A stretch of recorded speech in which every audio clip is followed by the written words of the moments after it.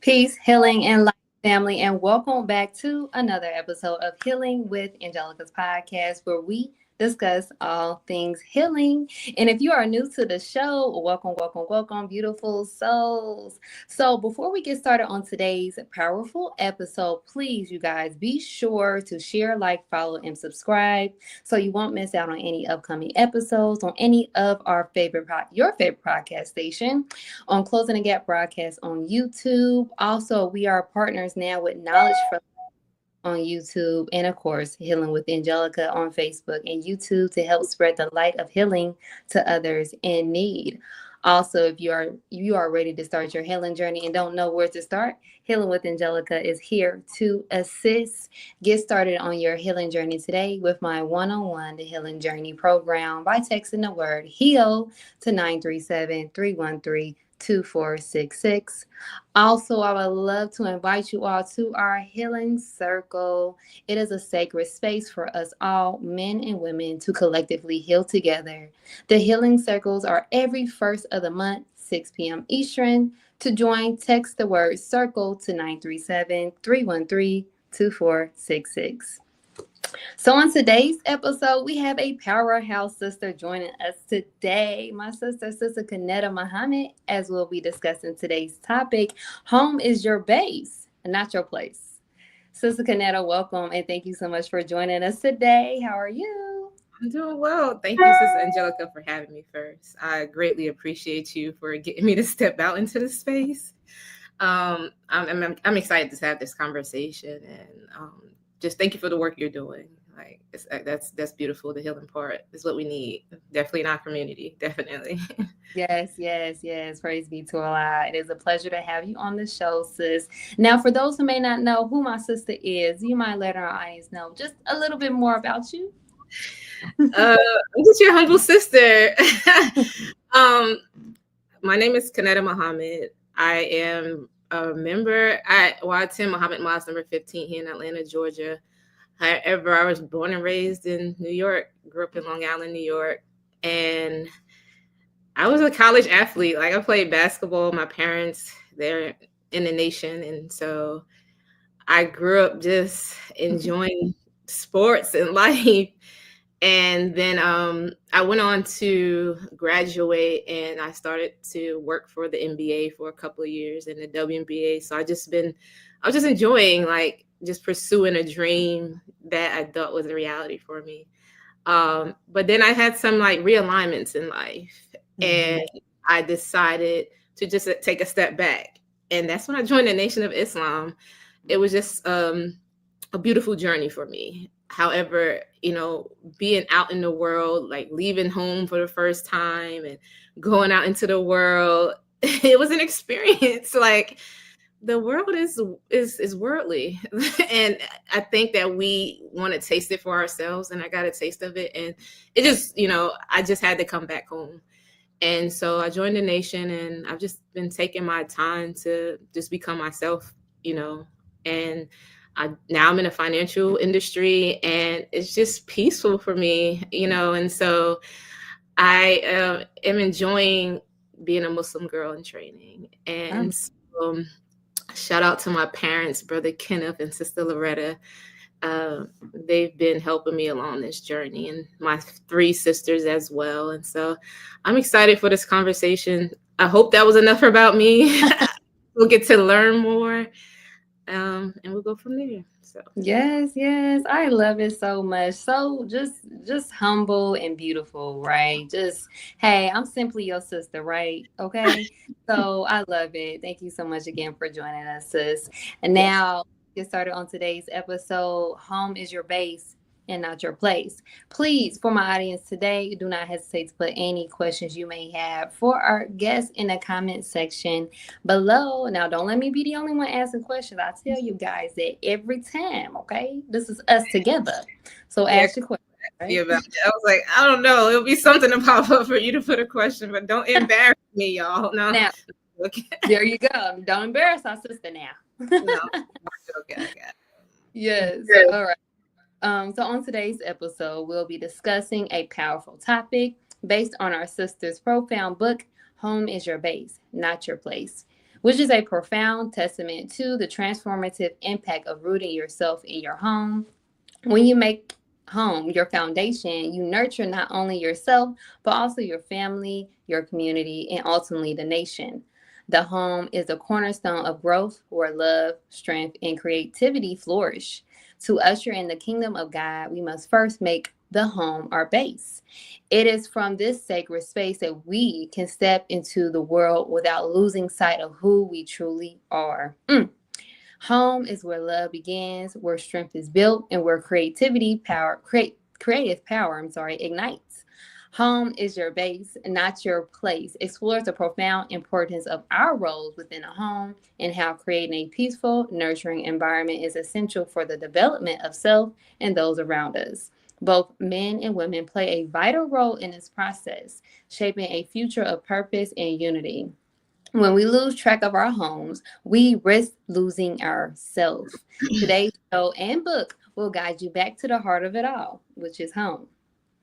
Praise be to Allah. I love it.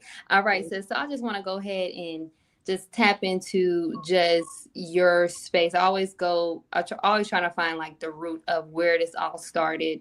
I know you kind of spoke a little bit about your journey, I guess, back home as far as in the nation, right? And from that space, reading the preface of your book is where you was able to reclaim your space again. So do you mind just elaborating on just more exactly as to what called you to write this book, Home is Your Base and Not Your Place? Yeah, sure. First, I want to thank the Honorable Minister Louis Farrakhan. Most of what I share is what he's taught, and I'm just giving my personal testimony and bear witness to the teaching of the Most Honorable Elijah Muhammad. And so I'm just thankful to Allah for him. And so I heard the minister say, and I want to just share this quote real quick that he said, and this is really the basis of my book. And the minister said, the home is not a woman's place. It's her base. Her place is wherever her gifts will take her if she is free to be who she really is. I get these, and I was talking about it on Sunday at the mosque, and I said that I get these ideas, and I'm like, and I feel like I have to manifest them. And then I just ideas, I feel like literally there's Allah telling me, giving me these talents, and like go pursue them. And I'm a writer. I've been writing since I was in high school, writing for the newspaper. And along the way, I've just been writing, and I actually express myself better when I write. And so I knew I wanted to do a book. I just, for a while, didn't know what I wanted to share. Mm-hmm. And then I remember that when I joined the nation, the first lecture that I really, really, really heard, the Honorable Minister Louis Farrakhan, was 9/11/11. And my birthday is actually on 11/11. So sometimes like the numbers align. However, I was randomly home, and I came to see my father here in Atlanta. I had a break from traveling. I was traveling with a basketball team and working for a team. And my dad was like, "You want to go to the mosque?" I'm like, "Sure." No, So when I went, they put me in the front row, and the minister was talking about the divine value of a woman.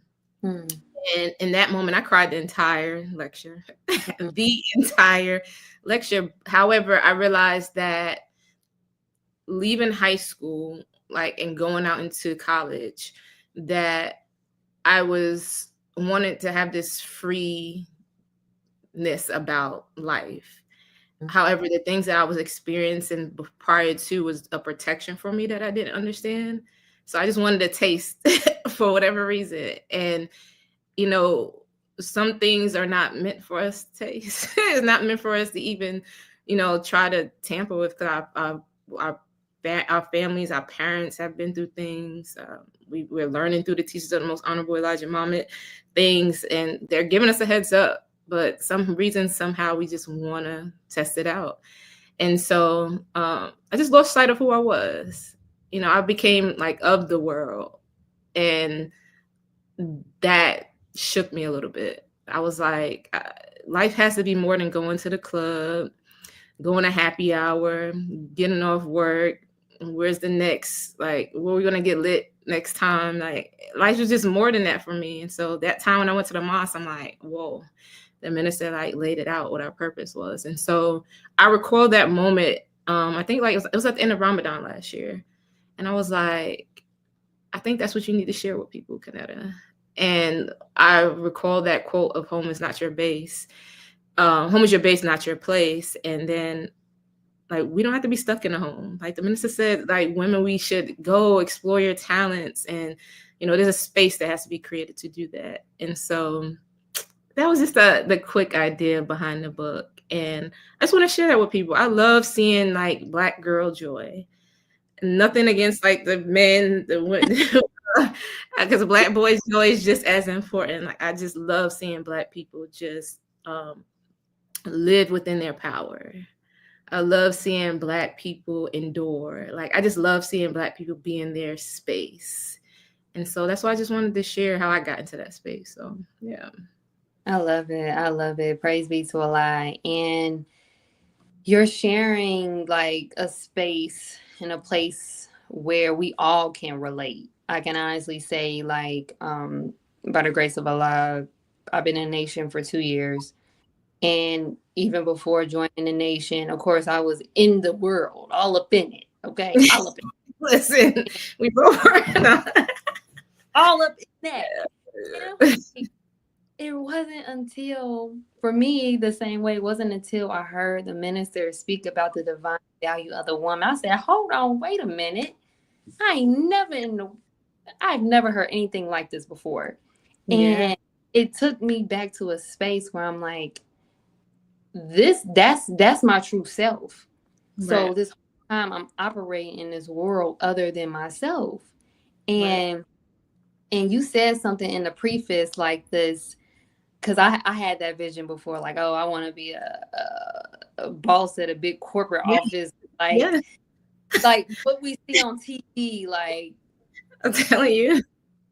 no, that's not. Listen, No. so all these bosses lonely. I was like, that's not the life I want to live.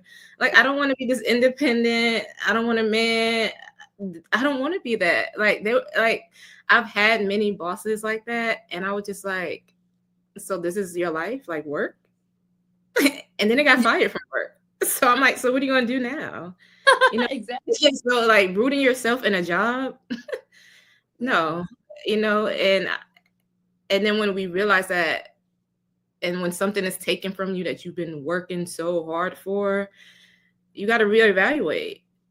And so you're right, like, I'm cool. I like the soft girl era. Okay. And that's exactly what happens when these teachings are like listened to by women. Like, we get into that soft girl era because we're redirecting ourselves back to who we truly are. So I just love the whole concept of your book. And again, like, the home is our base. So I wanted to go into my next question. Sure, let's do it. We think about home, everybody has their own meaning of home. And even one thing I also thought about was like how I did not I paid rent and I was at home at nighttime to sleep, but I did not like being home.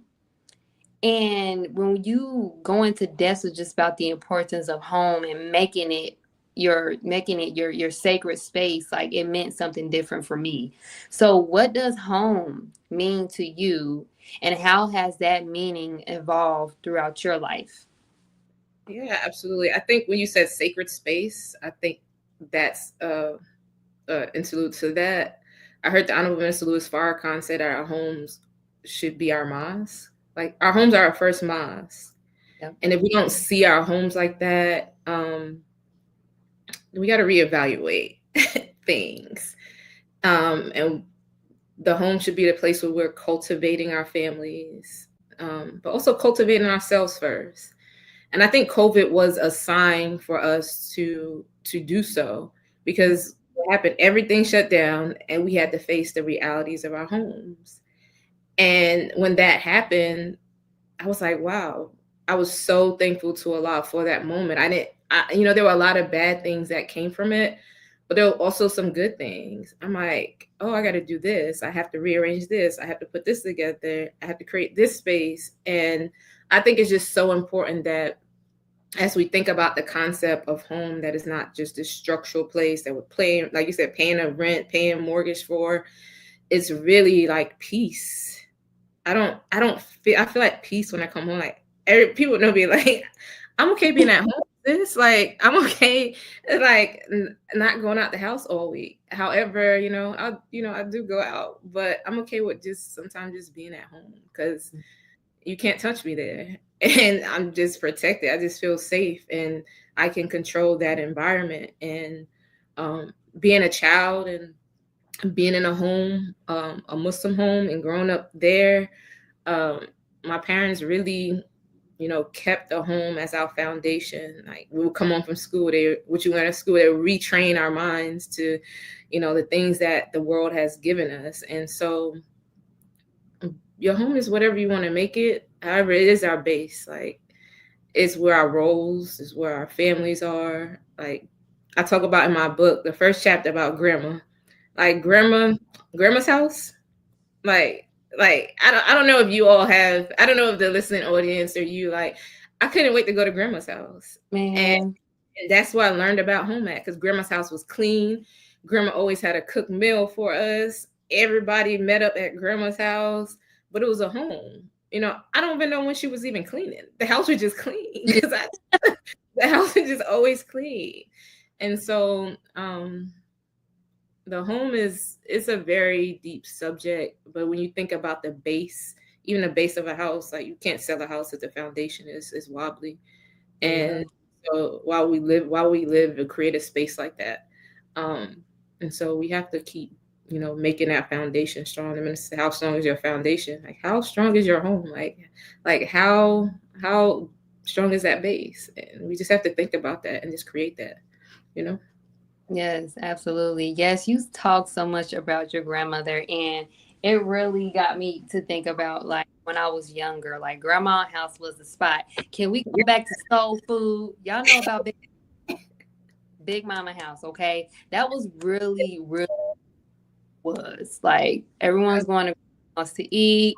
You can like it was just this, and you said it in your book, like grandma was a uniting force. It was from her, making home a home that you seen all your cousins, uncles, everybody there, right?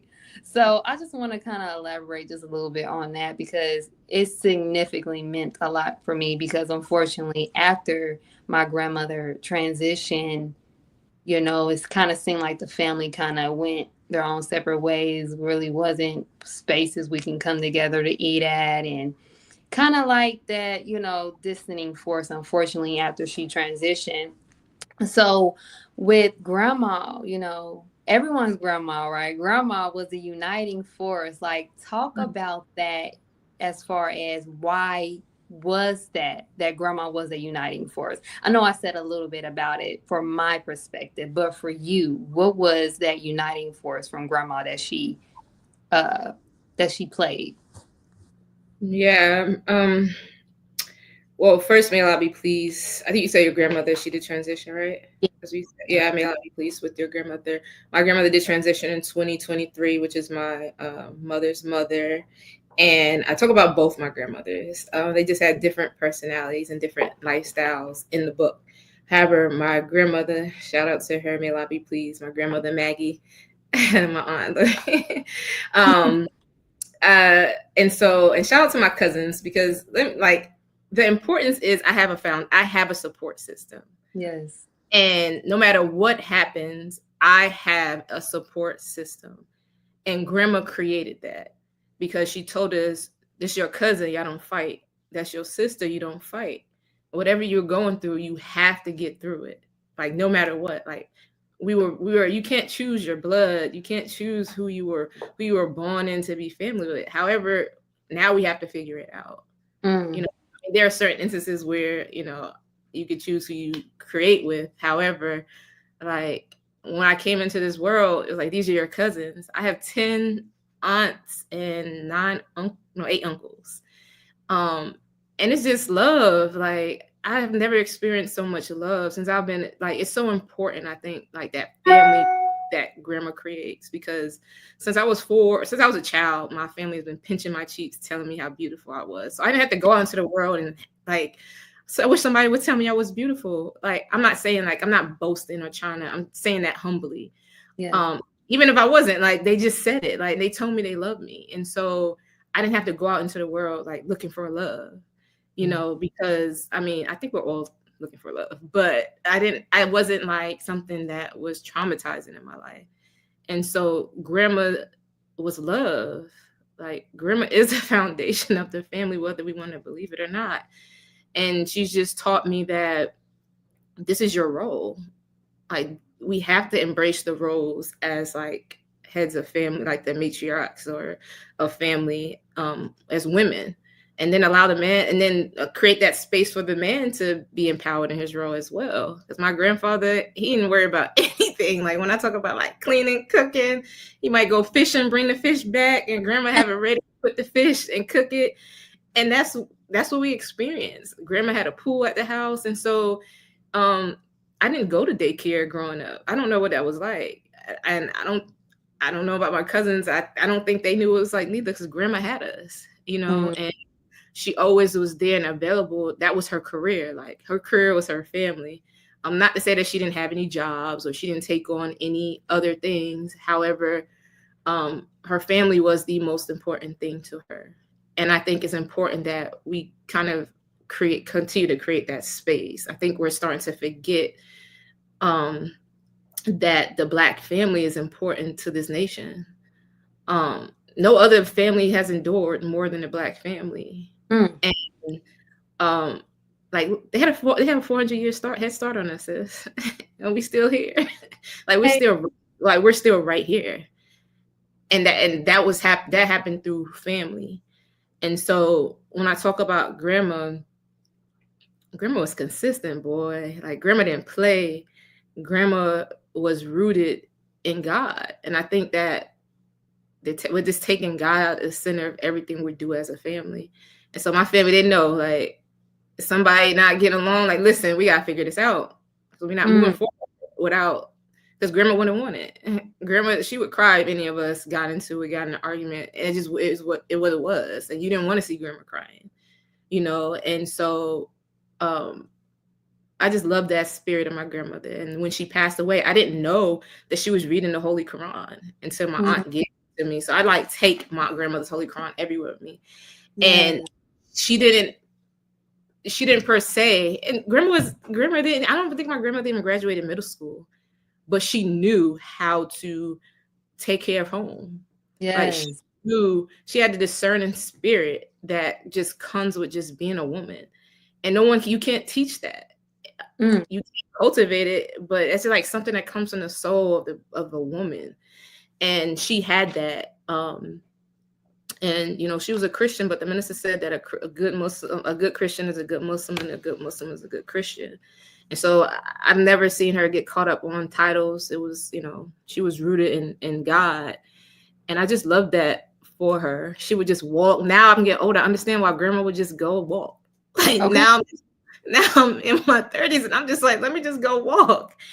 And and so now you just realize that grandma was just taking time with life, and she was giving us more life abundantly.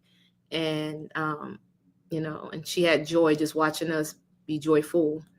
And she had pain watching us argue over little things. And so, we just got to get back to that. That's all. You broke you broke it so much. Is that we kind of lost our way as time continued on. Us being Black in America, we know that's already a stress. stressing me out. Like, come on. I'm starting to mind my business. Like, I don't know what's going on. I'm just gonna mind my business because I got a whole house. I'm not even, I don't have children yet, and I got a whole house to like take care Okay. Yes. of. So yeah, absolutely.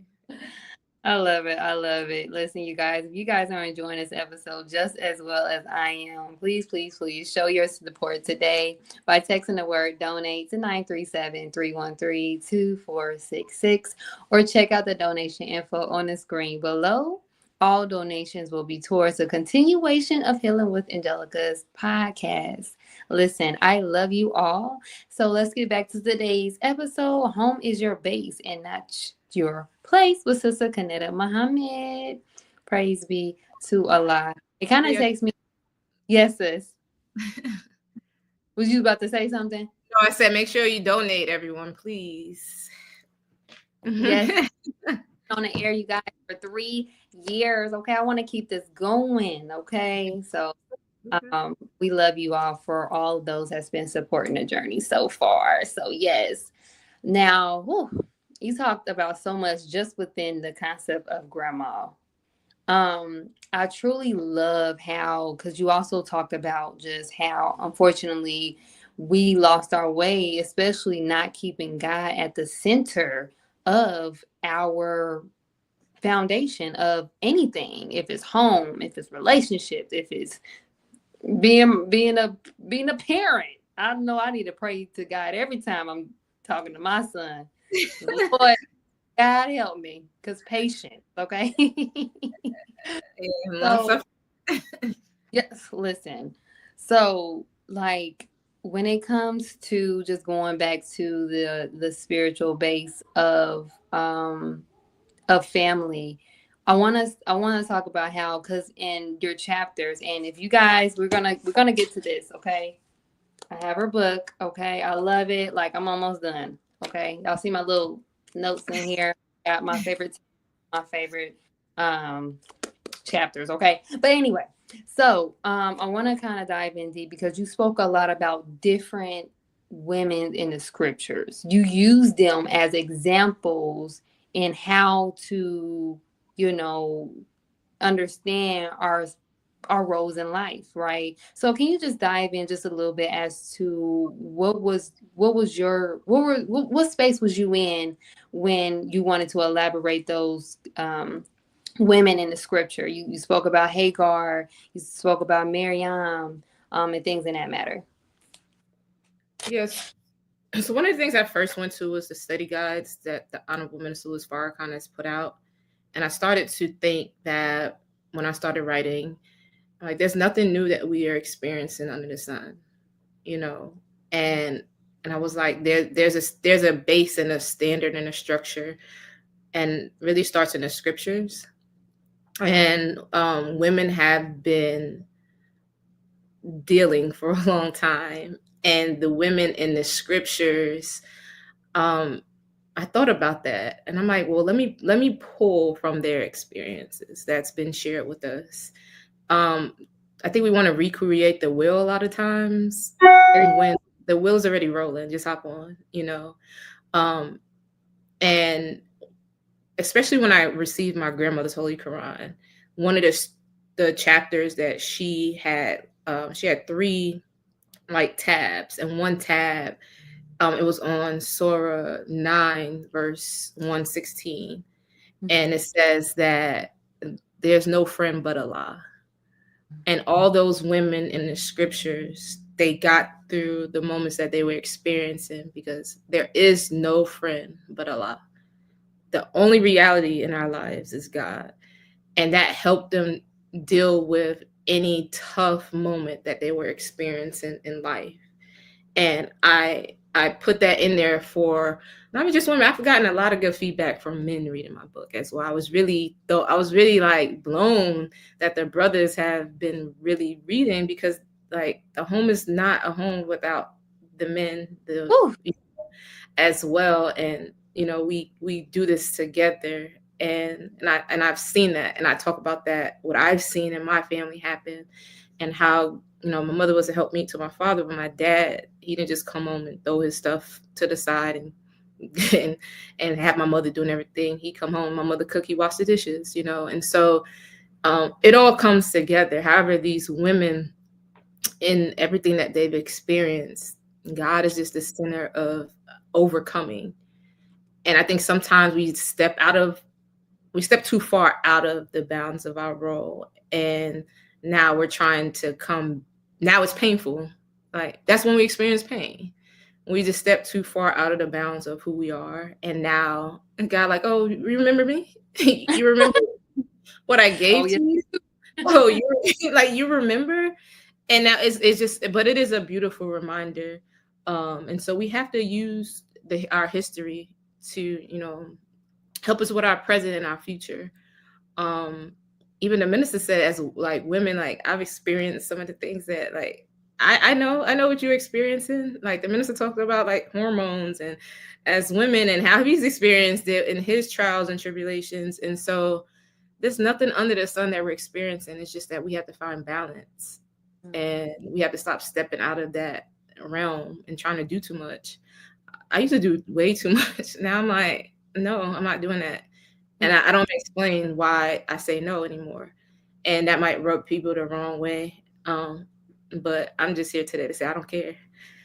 And I say that with all love and joy and appreciation for people. But I'm learning not to explain why I say no. Um, because stress will kill you.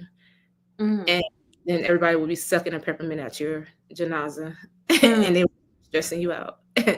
And so, yeah, like, the lost God every single day, every Yeah. single moment. That takes me to like the whole self-care aspect, right? Like Yeah. learning to say no. I think that's something a lot of us have a hard time saying no. Yeah. But it's not we I know, like, I'm finding my balance, right? To Yeah, know absolutely. when to say no, and say it, in a tone to where, like, I love you, but I just can't do it. I gotta work on me. We talk about the most honorable Elijah Muhammad talk about self-preservation, self first, right? So that takes me to my next question. Like, what does self-care look like for you? Which you kind of went into that a little bit. But and how do women who take time for self-care contribute to sustaining the home and the family unit? Yeah, absolutely. I feel like um as women, we have to set the tone in the house. Mm-hmm. Um and the- as and I learned that as a child. And if my dad was I always asked my dad, like, um he worked, he had a business. I'm like, how did you find the time for all of that? And he, like, I was out the house early in the morning, then I come back. And but my mom really made sure that we loved my dad. Like, she created this space in the house that we couldn't wait for dad to come home, and we weren't like, where was dad all day and why was he absent? Like, it was never like that. And so as women, we have to, if you know and I don't have children, so for audience, like, I'm not trying to tell anyone that's a parent what to do. I'm just speaking from what I experienced as a child, because I have very vivid, like, memories of it. And I know what it made me feel like, and I saw what it made others feel like. And as women, like, creating that space in the home is very important, like laying the tone and laying the foundation. And so, however, if you don't take care of yourself first, you're gonna be disappointed and upset with others, because, like, you're gonna see everybody living up off of your joy, living up off of your energy, and now you're upset. And you're upset Mm. with people. And the only person that we have to take accountability is for ourselves. And I'm talking to myself, like, I'm literally talking to myself, because we get mad sometimes, and the only person we can control is ourselves. And so I'm realizing that for so long I put other people first. I put what people had for me first. Sometimes people will see a talent in you and they'll start using you to their, like, for what their agenda is. But if you don't see it in yourself, you're gonna be used. Like, I Yeah. promise you. And you have to learn how to, like, balance that. And so self-care looks like, for me, getting my nails done, getting my hair done, like looking in the mirror and saying, oh, like that you her. And that's like Mm-hmm. humbly, because like humbly, because the world will literally tell you you're not, you know? And or you'll see depictions of what we're supposed to look like, what the industry says is beautiful, or how we should be taking care of ourselves, and it doesn't sometimes look like you and I. Mm. And that can do a lot to the psyche if you're not like rooted. And so um self-care looks like communication. I think we don't communicate enough as a people. And so we let things fester internally, and then we're upset, and that also can create you to be sick. And Mm. so have to root out all the things that will create sickness in our bodies.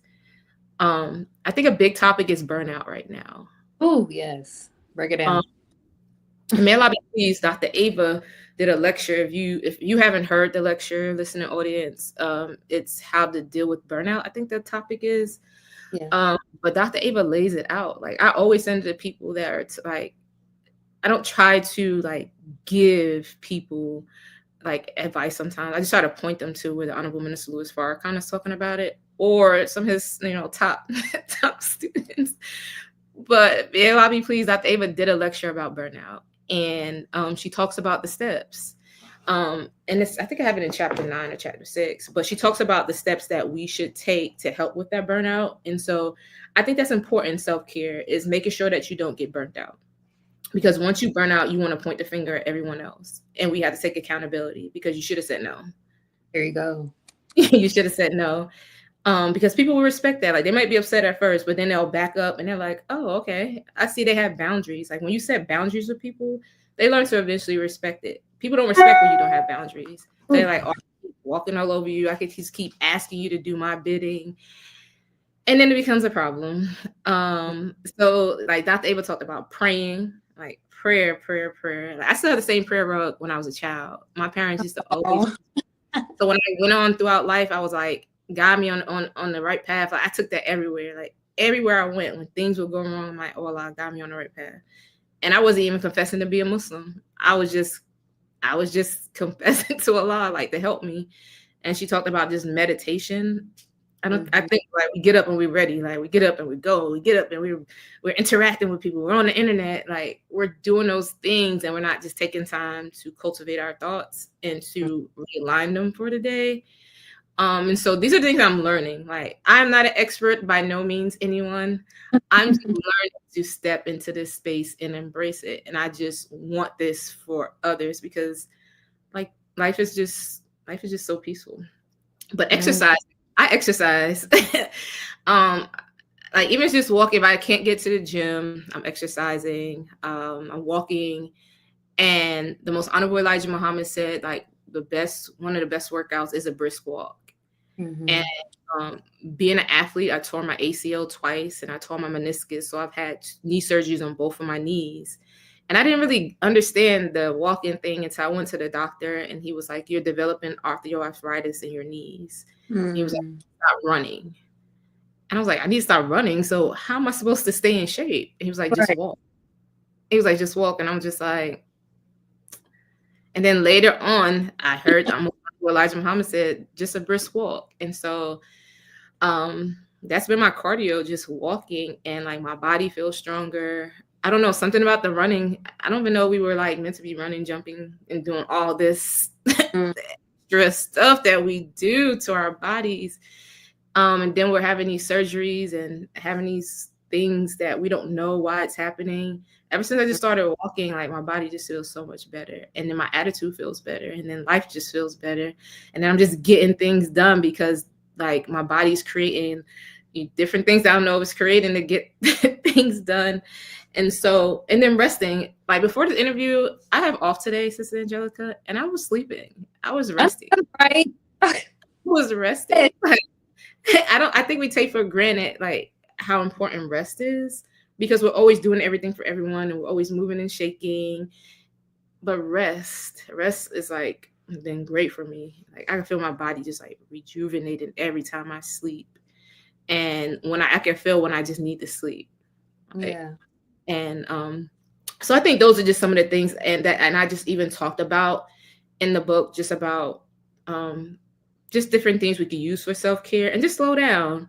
I used to be running around trying to get stuff done, doing this, clothes wrinkled, um running around, car dirty, running around, just stop, take your time. Like it's like that song, take your time, what's the rush? Like it's no, like there's no, like stop rushing through life, everyone. Like live in the moment, on your clothes. Like put your stuff out the night before.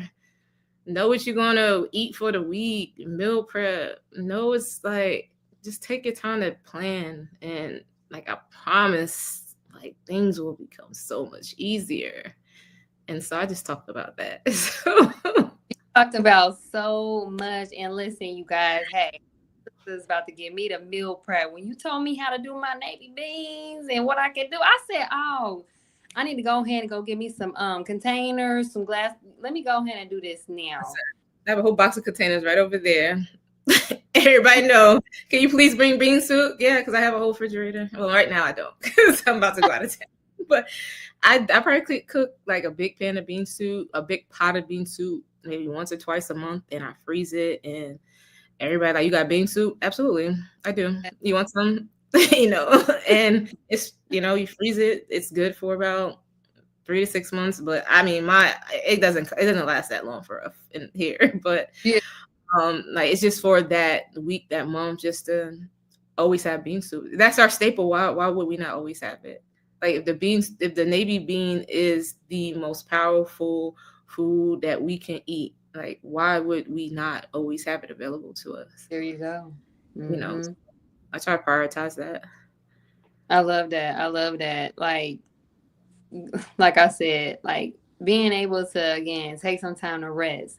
Those that in this has nothing to do for anybody who doesn't have any children, but I know for me that meal said, "Oh, I am about to do this now." So next week I'm about to start meal prepping because when time goes by, you be like, "Oh, snap! Time is going," and also trying to understand like it's not. I don't have to rush. Yeah, yeah, Trying to rush through life. And I told myself, I even said this at my past event, like what I wanted to work on was not trying to rush so yeah. much, of just flow and trust that everything is going to happen. Like I find myself getting myself upset when I don't get nothing done. Like, oh my God, I'm supposed to do this today. No. So like I will ignore what I was supposed to do just to finish something up. Right. That Absolutely. they call it, what was it, type B, the type B type of personality, trying to get all everything done. But I love that. And I want to also, because we also talk about just you spoke about how your mother and father, like they balance each other out. You spoke a lot about how your father helped your mother, cultivate her skills and what she loved to do, because they were teammates, unity, they worked together. Unfortunately, now in this space that we're in, this generation that we're in now, we're not seeing the unity of men and women together. We're seeing, our generation not having that male influence or that womanly influence for the children in order to create that balance, right? And you also said in chapter 1, you spoke about how the in today's world it takes both men and women to manage a home, creating a balanced environment, in which is so imperative. So I wanted to know, and we'll kind of end it on probably another question, who knows, depending on timing. But I wanted to know, like, how can we begin to teach our daughters and our sons the value of home as a foundation rather than a limitation? Yeah, so I don't know. I'm just gonna be dead, like honest with everyone. Like I'm not here to like profess that I have the answers. However, what as what worked for me is like seeing people as examples. I think we don't have to do like stop all the talking and stop telling people what they should be doing. Just be that and live the life. Like for me, my dad is a Muslim, and so is my mother. However, I watched what they did. I didn't listen to what they talked about. I just watched what they did. And I think that we have to just be doers of the word and Mm. stop trying to like impose the word on people. Like, so like when I say I don't know, because I don't know. We're still working this out. Like we just came out of years of chattel slavery, and we're trying to do the best that we can with what we have. And so I think that also with that is giving each other grace. We're so hard on each other. um we're so hard on ourselves. That's why, like, you have to love yourself first before you can love others. But when you not happy with what you're doing in life, when you're upset that you couldn't accomplish something, we're not manifesting the things that you want to manifest, you're mad at other people because you don't want Mm. to take accountability for your own failures. And we have to start taking accountability. Like, if you're gonna do something, do it. Like, listen, everything that I've set out to do, like, I've done it. But it's taking time, like it's taking pain, it's taking tears, it's taking blood, it's taking a lot of things to do the things that I've wanted to do. But it's okay. Like, it might not be exactly how you imagine it to be, but it's going to happen. And so for like young people, like the minister said, this is a Joshua generation. This is a generation that's going to slay the giants. Whew. And so they're not afraid. They're not afraid of you. They're not afraid of me. They're not even afraid of the belt from grandma that's going to come make that. Like, they just not. Like, so this generation is a fearless generation. And so they're not worried about what you're saying. They're watching what you're doing.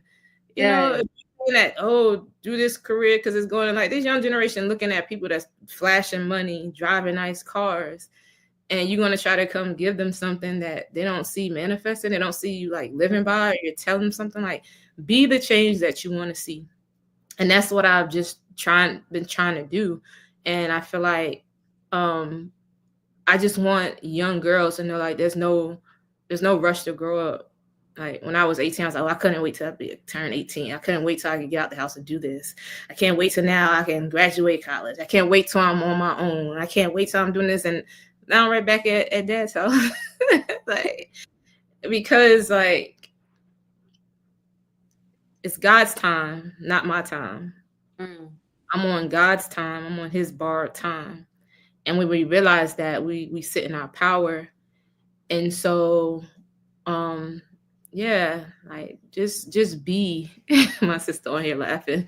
Just be just be present. Like, I would say just be present and know that young people are watching, like, everything that we do.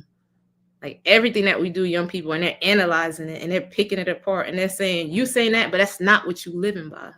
That's Ooh.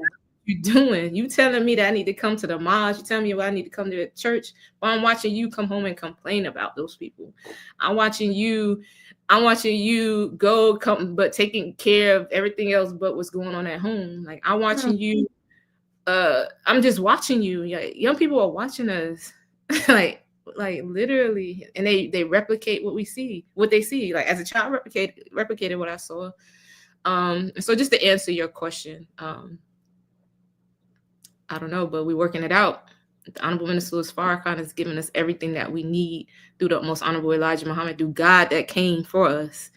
And I'm grateful that God came and that I recognized him. So, yeah. Mm. Or Hey, drop the mic when I say I feel that. And I'm sure you're in the millennium, right? Millennium. oh, Yep. you want to know my age? I don't know what all that is, but But I don't know what like those are. But I'm an '80s baby, so I'm an '80s baby. Like, so I don't know what the millennials and all that. I don't know where I fall in line. yeah, okay. I'm just living. I'm just living. So, but when I say, like, when you spoke on that being an example, Yeah. it's to a point now where it's like no more talking. They not trying to hear this. They want to see what you're doing. What's going on? Like, so I will kind of piggyback off that and also say, like, in order for them to kind of be able to see the importance of family, we have to be the example. They have to see family, They you have to know. see. We have to see family. I often like go. I have family members. My aunt, I think one of my aunts is listening, but my other aunt, she's married. She lives in Warner Robins, Georgia, and sometimes I just go hang with her and her husband because they're a married couple, and I just Yeah. want to be around married people. I just want to. I try to put myself in positions to be around family, or just my family. I just try to spend as much time.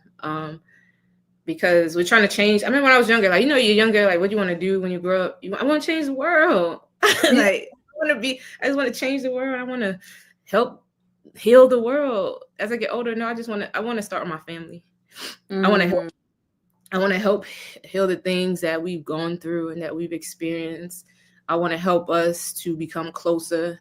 I want to help us to create generational wealth. I want to help my family overcome things that have been, plaguing us. I want to help us to forgive more. And I've been taught that by the Honorable Minister Louis Farrakhan, that it's all just starts in the home. So I can't go out to work. I can't go out to church. I can't go out to the mosque. I can't go out to do anything else unless I take care of what's happening with my family first. Because God and family and nation, and I feel like that's for me how it's been taught. But I think like that is just great steps to now help change the world. It's baby steps. Like, I think sometimes we skip because we see this large picture, but what about what's happening right in front of you? mm, Like, we take for granted like everybody that's right in front of us, even ourselves, because we just give, and it's leave nothing for ourselves. And I refuse to do that. I'm not going to do that. I love life. Like, I love life. I've never had a moment where I didn't love life.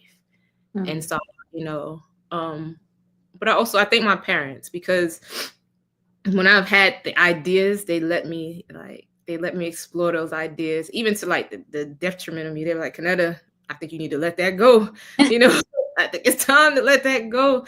And sometimes you do need that voice. But um, in the book, I think you said it earlier, like when my mom, is four of us, me and my sisters, and when she, got at that stage of like rearing us, and we were old enough to kind of, you know, do things for ourselves, she wanted to do hair. And my dad put a hair salon in our house, and he created that space for her to do hair. And so I think it's important, like, that we're creating spaces together as men and women, so that, we're not plagued by the world, and we're not, trying to navigate the world by ourselves. But I thought that was like, so, like, as I got older, it might have been simple and small then, but as I got older, I was like, oh, that was dope. Like, go ahead, dad. And my mom was just doing hair. Like, I looked at, and I didn't have to go anywhere. Like, downstairs, get our hair done. Our hairs were done for everything we needed to do. So, and I just learned from that. If you want to do something, just create the space to do it. And we don't always have to do it by ourselves. Create a support system, and everything else will be okay. I love that. I love that. Like, what, home is your base, not your place. Like, I love again, the unity and being able to come together and actually playing our divine role as men and women, so we can be able to live in a harmonious type of environment, and I believe when you spoke about your parents, they definitely set the tone for that. I mean, look at my sister, like, beautiful. Okay, I love it. I love Ooh, you let me Oh, you, yes, just like how you are grow up, how you grown up, just Yeah, yeah. It took a little time. It took a little of time. It just take it just took a little bit of time. It you just said, takes oh, time. Growing up just takes time, and like, I just want like, don't put a stamp. Like, don't take what the world telling you got to do things at that time. Um, I do receive pressure sometimes to be at a certain place and be doing a certain thing, but you don't like nobody's walking in my shoes. Nobody knows who I am truly.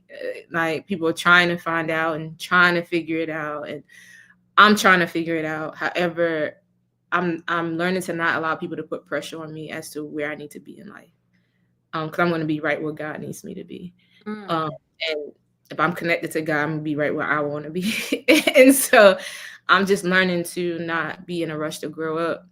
And I love that we're just Muslim girls because that just reminds me you don't have to move at the pace of everyone else. Mm. Um, God created a black woman in a different and special way, and the everybody's probably been trying to figure out what that secret is, and we hold the secret. And as long as we like stay in the home, we protect that secret. It's when we want to go out and do other things that has been opposed on us that we lose a little bit of that secret.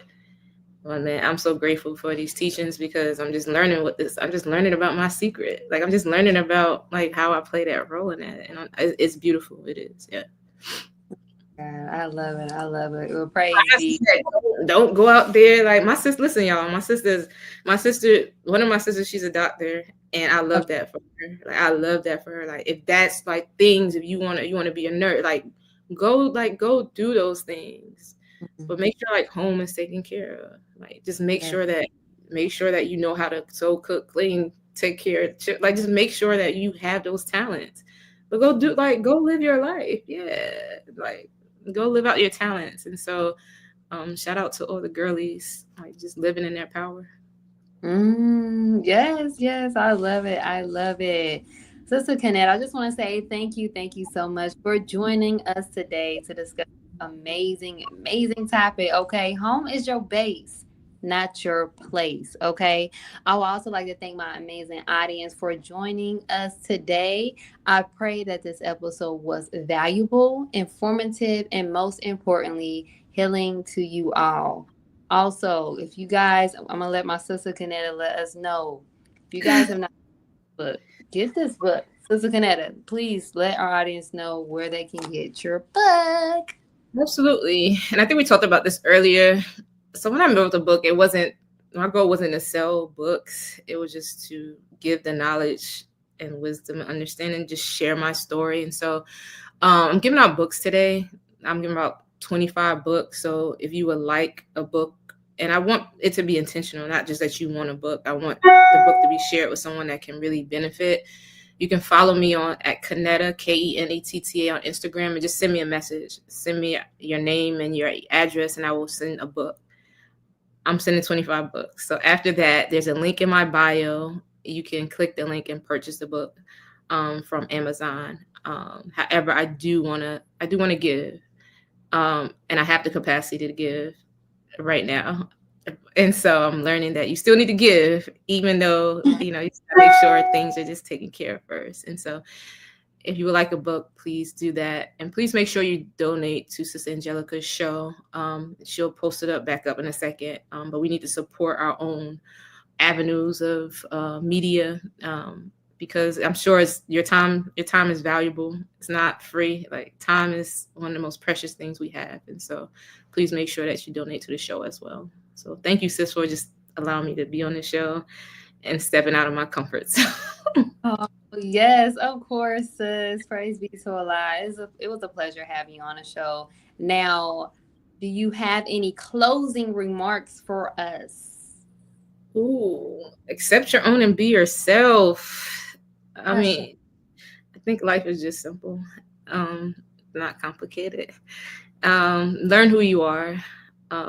Take your time and cultivate that. Come closer to God and just pray for forgiveness, love, patience. Find out what love is.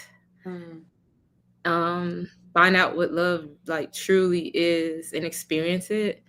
Because patient is kind. It does not keep record. Like love is like beautiful once you like step into it, and not in like just with men and women, like sisters, brothers. Like love is really just an awesome thing, and that's what a home is rooted in is love. And so This is my closing remarks. I think that's what I have for today. And shout out to my family. They on this stream. Like, let me tell you, there's nothing like family love. Like, they in here commenting. Like, let me tell you, if I don't have anything, I have family. So yeah, shout out to them. Okay, praise be to Allah. Shout out to the family for joining us today. But of course, shout out to you all for joining us today. And if you guys, my sister says she's giving out 25 books, right? Yes. Please, her information is scrolling down the screen below. Her is it Facebook, Instagram? Instagram, yeah. Do it on Instagram. Just follow me and then send me a message, and I got you a book. Yes. Please get this book. It's such a powerful book. Like, it's one of those books that you need to just keep like out to always go back and refer to. Like, this is a book that I have out to be like, okay, I need to get my communication right. How I'm going to do this? Shout out to you, Sister Angelica. That's what's up. Thank you so much. Yes, yeah, I love you. I love you all. May God continue to bless you all. And thank you guys for joining us today. And we'll leave you all as we came. Assalamu alaikum. Peace, healing, and light.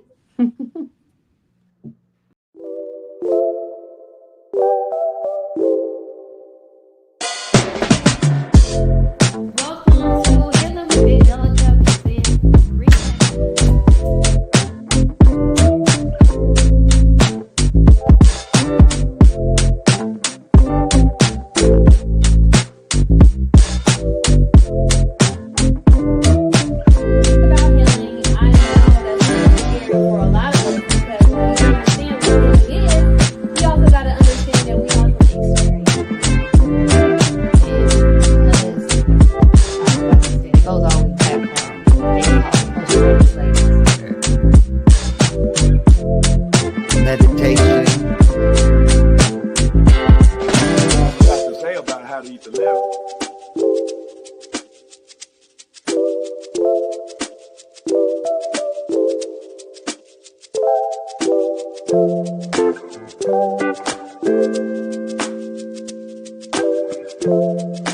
Thank you.